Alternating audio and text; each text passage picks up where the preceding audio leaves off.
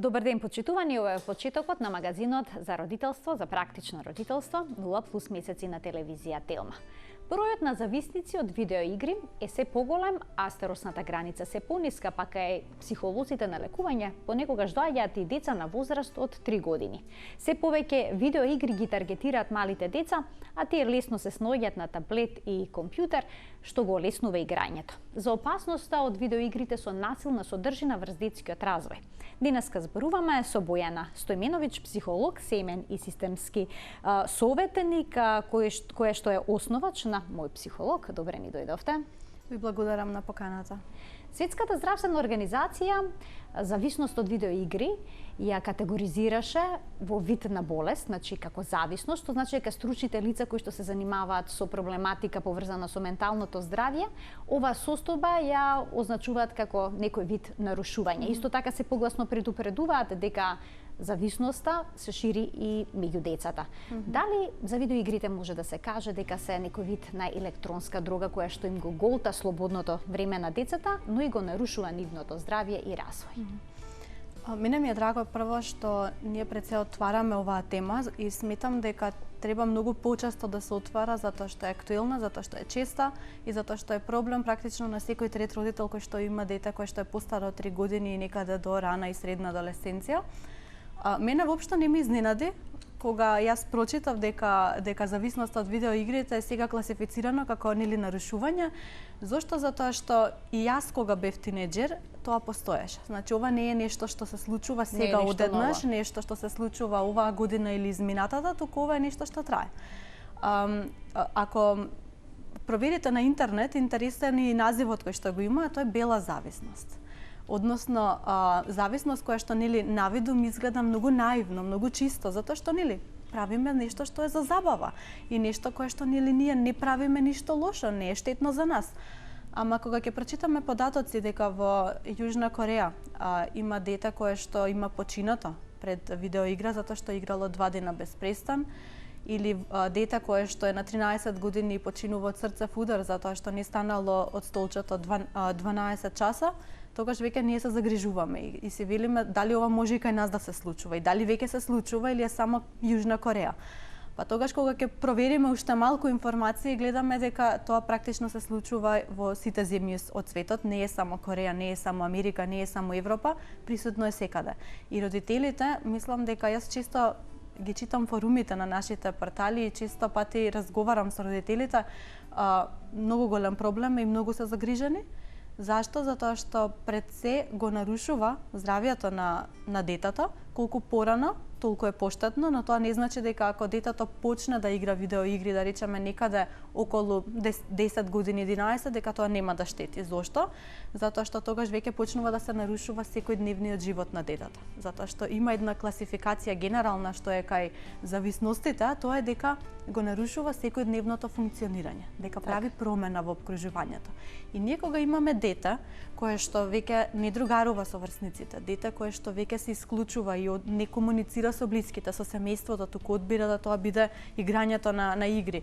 Дете кое што веќе единствената забава, единствениот стимул му е само играњето на игри и кога веќе тоа гледаме дека штети на неговото здравје од аспект, јас навистина имам слушнато многу работи, а тоа е дека децата кога играат видеоигри бараат да јадењето им биде донесено на маса, дека не одат во веќе долго време, дека никогаш извршуваат и нужда во себе, иако станува збор за дете кое што е во тинеџерска возраст, само за да не се прекине играта. И кога ние ги имаме овие работи, ова е алармот кој што свети и ние како родители треба да се загрижиме и треба да се запрашаме што правиме сега.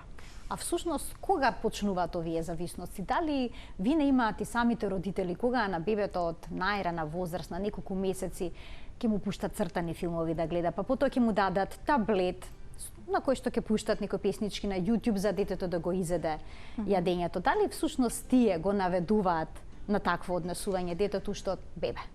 Ова е буквално идеја кој прв почна и кој е постар јајцето или кокошката. Зошто? Затоа што ние моментално живееме во време каде што можам апсолутно да кажам дека ние сме благословени што го имаме интернетот. Зошто? Затоа што нас ни е достапно се. Арно, ама тука е и она опасност која што нели е пикната некаде по тепик со тоа што нас не е достапно се. Пред се, ние возрастните сме зависни од интернетот и ние возрастните не можеме да се изолираме од мобилните телефони, од било каков екран и тоа го пренесуваме некаде на децата. Има нешто кое што јас често пати го кажувам и го спомнувам, а тоа е дека ние треба некаде на почетокот да се запрашаме што правиме. А тоа е дека кога ние имаме дете, на кое што ние му ракоплескаме и му кажуваме браво и му даваме телефон во рака да ги научи нели сите оние работи кои што може да ги раководи и ние при тоа го стимулираме позитивно тоа, ние не можеме да очекуваме дека кога тоа дете ќе тргне во училиште или кога ќе се развие одредена вид на, да речеме, дали зависност од игра или зависност од телефонот, да му кажеме тоа не важи, сега ти тоа не смееш да го правиш. Сега ќе му го одземаме кога му е најголемо задоволство. Да, а има едно правило во психологијата, тоа е дека кога на детето ние му одземаме нешто кое што му прави најголемо задоволство, нешто во кое што ужива, треба нешто да му дадеме што е заменски и еквивалентно забавно на тоа. Оние кои што се родители апсолутно ќе ме разберат што сакам да кажам, тоа е на пример кога на дете ние ќе му ја земеме омилената играчка, омилена количка или бебе и не се задоволува со коцки, туку ќе бара нешто што е слично на таа играчка која што му е земена. Исто и со телефоните, ако не добие телефон, ќе бара таблет, ако не е таблет, тогаш ќе биде дај ми го твојот, не мора мојот, па ќе почне да преговара, да се ценка детето и тогаш родителите многу често попуштаат. И целокупното однесување на крај се сведува дека постои опасност. Не сите деца развиваат, но постои опасност. Сега, многу се чувствувам лошо кога пред се јас зборувам родителите се виновни, затоа што имам некое мислење свое дека родителите во денешно време се чувствуваат како нападнати со тоа што постојано ние кажуваме нели погрешно прават, погрешно прават, погрешно прават. Јас обично сакам да кажувам дека и сакам да верувам дека е така, дека тие даваат се од себе да се прилагодат на ова модерно време. Арно, ама никој нас не научи како да се прилагодиме. И родителството и детето не доаѓа со прирачник за употреба и ние не можеме да знаеме и да предвидиме што е на што ќе се случи. Така да сакам да верувам дека прават се од себе и ете се случуваат некои работи кои што нели досега не се случувале, но од друга страна сакам да верувам дека нели ќе бидат отворени за советувања, за консултации и за работа, затоа што пред се е тоа нели за доброто на целата онаа генерација која што сега се развива. Така, на крајот на криштата и родителството се учи, а во ситуација кога станува збор за зависност од интернет, од видеоигри слично, мора навремено да се реагира и да се справат со проблемот за да не прирасне во нешто подраматично, зашто денеска всушност ќе зборуваме во 0N+. Некои истражувања велат дека децата на возраст помеѓу 7 и 17 години по неколку часа секојдневно седат пред компјутер во виртуелниот свет, нели, обземени се сосема од тоа зошто има толку голема потреба да бидат таму, дали видеоигрите всушност се некој начин за бег од реалноста, дали им дават чувство на успешност, на победа. Не се само игрите во прашање. Комплетно, се.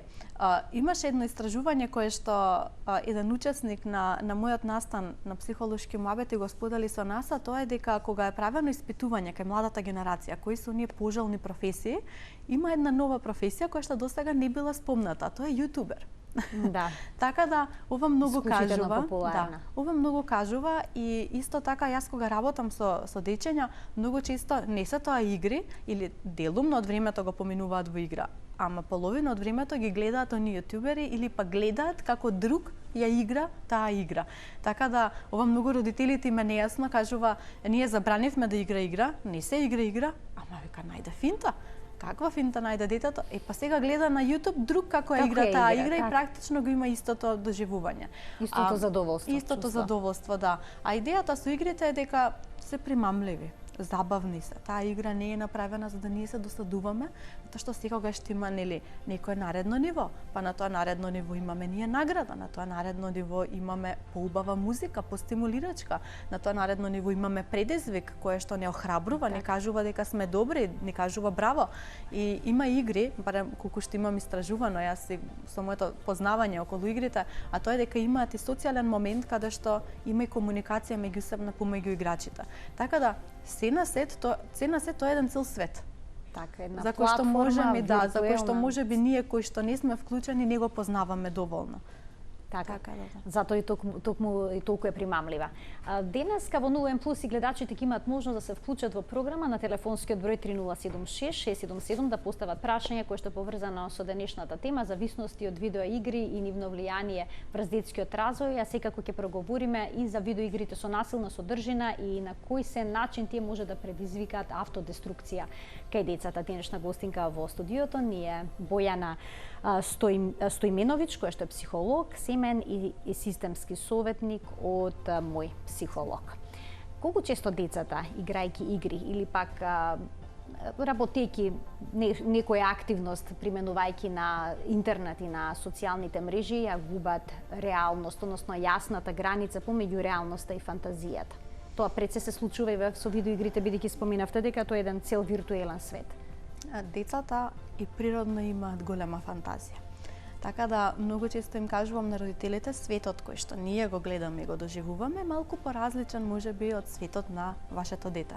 Така да кога вие влегувате во супермаркет, тоа може да биде замок, не е супермаркет.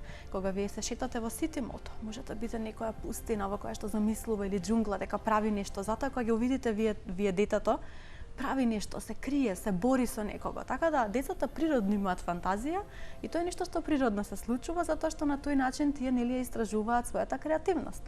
Ама што се случува со видеоигрите? Многу често имам дечиња кои што додека ние работиме, не се присутни тука, знаат да имитираат замавнување со одредено оружје или да се кријат или да имитираат звуци. И тоа да е нешто што кога ќе ги прашам родителите и дома го прават и во училиште.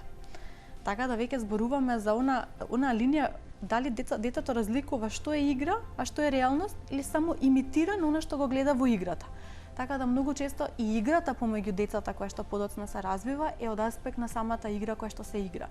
Така да ликовите, движењата што ги прават, музиката што се слуша, некои игри се со борење, некои игри се насилни, па никогаш и тоа е присутно, така да можеби наставникот или воспитувачот или родителот ќе го доживее тоа како тепање или како насилство, но од друга страна детето може да каже ние само имитираме, ние само играме. Но тенка е границата помеѓу тоа, така. Кога тоа ќе помине во нешто што може да се случи фатално или нешто пострашно. Така да и од друга страна има една друга работа која што е страшна, особено за помалите дечиња, а тоа е дека се развиваат многу стравови. Затоа што кај децата се уште на различна возраст различни стравови се развиваат. Од 3 до 5 некаде години веќе се развива страв од чудовишта, од нешто што е нејасно, нешто што има човечки лик, но е малку изменет. А во сите овие игри ние имаме такви навидум човеколики суштества кои што нешто прават. Така да многу често имам дечиња кои што имаат стравови од одредени суштества кои што ги виделе барем еднаш во тие видеоигри, па подоцна имаме проблеми како што се ноќно мокрење, барање на родителот да спие со нив, несоница, станување навечер, ноќни кошмари, страф од темница, така да сето тоа подоцна се надоврзува. Да кога ќе се редуцира времето поминато пред екраните, кога тоа ќе биде контролирано од родителот, затоа што може да биде, тогаш веќе се редуцира и оној страф. Така. А дали поради честото играње видеоигри, седење пред компјутер, децата учат да бидат пасивни наблюдувачи на одредени работи, наместо директно да се вклучат во реалниот живот? Јас секогаш кога читам за одреден проблем и кога истражувам, сакам да ги видам и оние двете страни на истражувањата, и оние кои што ги кажуваат и позитивните аспекти и оние кои што ги кажуваат негативни аспекти. И верувајте има. Ако ние поидеме од тоа дека детето поминува време, нели, со видеоигри, тогаш има истражувања кои што одат од на една крајност и кои што кажуваат да, можеби ќе влијае на неговото секојдневно функционирање, но на овој начин детето може да научи јазик кој што не е мајчин јазик, на пример англиски. Може да научи стратегија на решавање на проблеми. Детето на тој начин полесно се прилагодува подоцна во средината и со врсниците, односно даваат некои позитивни аспекти.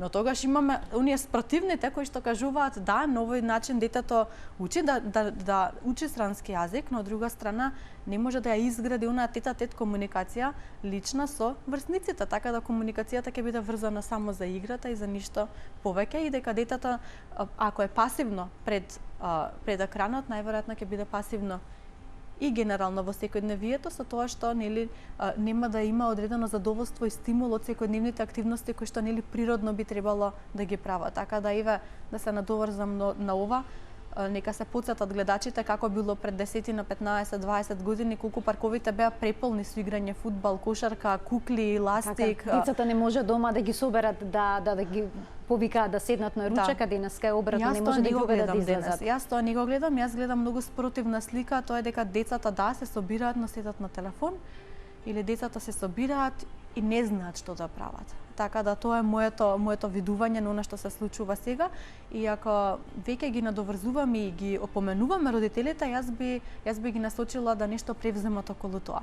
Дека не мора веднаш да се казни и да се земе телефонот и да се одземе она нешто кое што е најзабавно моментално за детето, но убаво е да се воведува постепено и некоја друга активност соодветно на неговата возраст, за која што детето само ќе види дека аха, и ова е интересно, па ајде малку ќе намалам можеби со телефонот и со играње во игра и ќе го правам ова нешто друго. Така да имам многу дечиња кои што со помош на родителите, затоа што родителите биле навистина многу ангажирани, успеале да најдат спорт во кој што тие се интересираат, успеале да најдат активност која што нив ќе ги стимулира и интересира. Така да има начин како, но потребно е пак не само детето да се стимулира, туку и родителот. Така. А можеби целиот систем треба да поработи на овој случај, бидејќи еве во француските училишта, во основните и во средните, ја забрани употребата и носењето на мобилни уреди и воопшто уреди со екрани кои што може да се приклучат на интернет.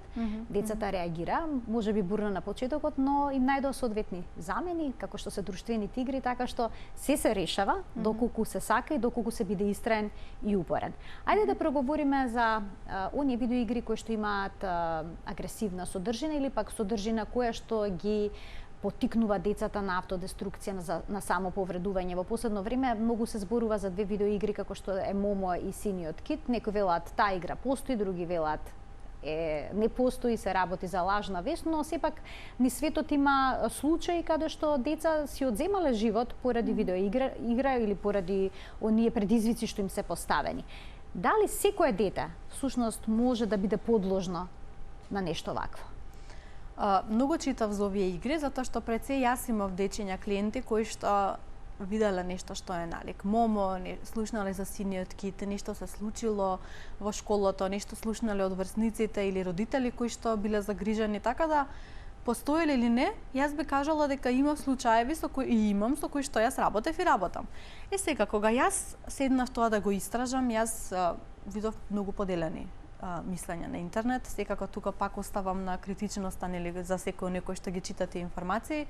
Од една страна имаше информации дека тие игри постојат, но дека игрите сега се повлечени од оној кој што ги поставил на интернет, па имаше и статии и истражувања кои што кажуваат дека такво нешто апсолутно не постои, дека тоа е нешто кое што е само паника проширена на интернет, и една друга крајност која што кажуваше дека тоа се лажни вести, но имаат цел да видат што е она кое што може да се направи преку со интернет просторот. Така е истражување. Да, така да имаше многу различни размислувања, така да јас пак би кажала и би оставила простор дека можеме ние да се загрижиме многу во однос на ова што се случи.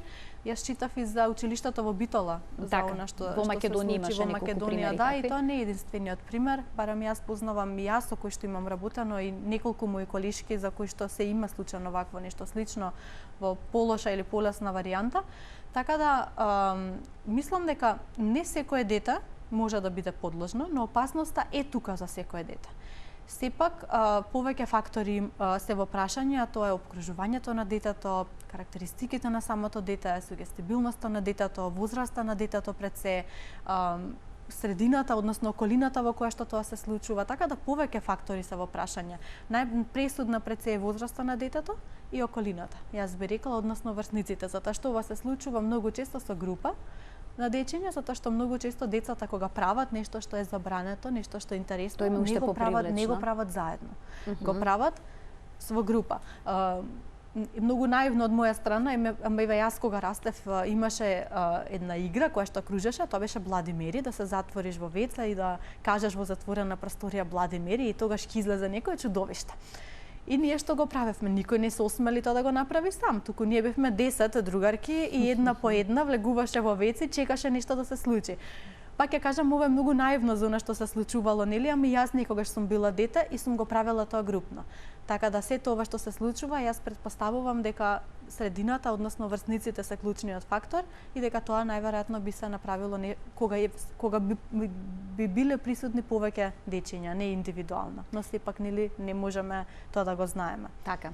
Кога се работи за видеоигри на интернет, дали родителите би требало да направат некакви ограничувања што децата следат во тој виртуелен свет, бидејќи најчесто им дозволува да го земат мобилниот телефон, да седнат пред компјутер или на таблет, за и тие да си го купат сопствениот мир неколку часа да одморат од напорниот ден. И во тие моменти и немаат некоја преголема контрола на што се може да најдат нивните деца, пребарувајќи на YouTube или пак играјќи некоја игра.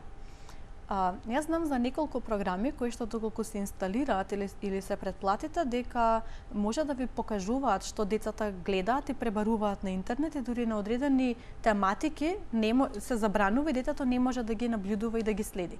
Јас тоа го дознав од родителите, јас тоа не го знаев и тоа е одлично. Но што се случува кога нели родителот е уморен и кога нели сака да одмори, но кога детето се зема од градинка и училиште и нели треба да се прават активности заедно. Јас тука би ги насочила да може би уште порано да ги стимулираат децата да бидат посамостојни, со тоа што дека не мора секогаш родителот да е присутен да детето си игра. Туку нека го остава детето да му биде досадно малку. И тоа е многу здраво и тоа е многу корисно, затоа што кога детето му е досадно, тогаш ќе научи да си игра со сите оние играчки кои што можеби никогаш не ги употребило на некој поразличен начин. Можеби тогаш додека му е досадно ќе земе лектирата, ќе ја прочита. Можеби ќе изнајде начини што ќе прави додека нели се досадува. Така да му е досадно на детето не е страшно и е многу дури и пожално и многу поздраво отколку да тоа седи на екран. Но од друга страна, кога ние имаме родител кој што му кажува на детето не може сега телефон и не може телевизија или компјутер, сега ќе седиш и ќе играш или ќе уживаш и ќе одмориш. И тогаш ние имаме дете кој што можеби ќе ги послуша. Но во истиот момент ги имаме родителите кои што ќе седнат можеби на креветот и ќе го отворат својот телефон или компјутер, па ќе пребараат или фрустрација ќе пуштат дополнителна кај детето. И тогаш детето ова му е двосмислена порака на самото дете. Зошто? Ќе каже, а чекај, зошто мене не ми давате? И него не му е јасно зошто на мене не ми се дава. Така да детето многу често гледа и најчесто гледа што е она што вие го правите како родители, а не она што го кажувате. Колку е детето помало, го гледа однесувањето. И тогаш најверојатно кога ќе ги види родителите, ќе почне да плаче, ќе биде разразливо, ќе биде плачливо или како што кажуваат родителите, ќе ни се качи на глава.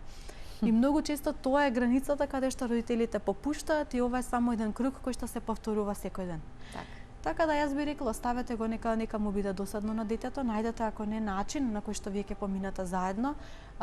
Јас сум сретнала прекрасни родители кои што самите нашле стратегија што да прават со тоа време кога тие сакаат да одморат, па тогаш кажуваат ние имаме време каде што пиеме чај или кафе и секој од нас споделува мирно како му поминал денот или во училиште и тоа е половина час мир или 40 на часа мир.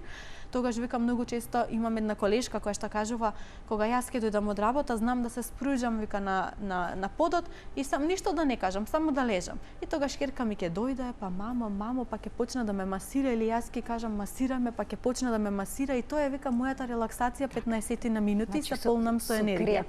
Со креативни пристапи може да се реши и овој проблем и да се најде повеќе слободно време. Креативни родители, креативни деца, некако тоа е се взаимно. Многу родители веруваат дека доколку нивното дете постојано седи пред компјутер, дека тоа можеби ќе го наведе да биде успешно во IT секторот, бидејќи денес IT секторот е многу популарна професија и дека ќе биде добар програмер. Дали сето ова има некаква корелација, има ли некаков линк или е заблуда на родителите? Па јас би рекла дека нема. Точно е дека IT професијата нели е професијата на еднината. Но јас би рекла дека професијата на еднината се менува на секои 2 години. Ако јас кога го запишував мојот факултет, професија на еднината беше економски факултет и правен факултет, за 2-3 години тоа се смени, па тогаш беа други некои науки, па сега IT, нели, IT професијата. Јас би рекла да го остава детето да само најде што е она што него го влече, затоа што многу често децата примамливо им е да се седи нели на компјутери, да се изучува или да се поминува времето, но кога детето расте многу често интересот не е насочен таму. Така да ова е исто кога нели родителите сугерираат или ги насочуваат децата кој факултет да го одберат, кој училиште да го одберат, со кој другарче да се дружат, која е професијата со која што тие би требало да се занимаваат во иднина. Така да јас би кажала да малку се опуштат родителите, затоа што не значи дека ако детето не се занимава во иднина со IT, дека нема да биде успешно. Так. Па и сите деца не мора да бидат успешни. На крајот на краиштата, најважно да бидат среќни. Да, премногу се форсира во денешно време тој успех, таа кариера и сето останато, и многу често тоа не само кај децата прави притисок и кај возрастните, а и кај оние деца кои што се тинеџери и адолесценти. Затоа што знаете, пред се е многу важно детето да биде среќно и човекот да биде среќен, да биде жив, да биде здрав и да биде среќен и задоволен со тоа што го прави. Така да јас познавам многу луѓе кои што ниту ги стимулира кариера, ниту ги стимулира успех преголем во кариерата, туку сакаат да бидат задоволни со тоа што го прават и што придонесуваат со нешто за да помогнат можеби на некому. Бојана, ви благодарам што бевте наша денешна гостинка, на вистина интересна тема. Помина времето. Готово. Ни дадо знак уште пред една минута дека мора да завршиме. Се гледаме повторно. Благодарам. Ова беше почитувани се во денешното издание на 0N+. Денесна гостинка ни беше Бојана Стојменовиќ, психолог од Мој психолог. Ви благодарам што не следевте со внимание. До гледање.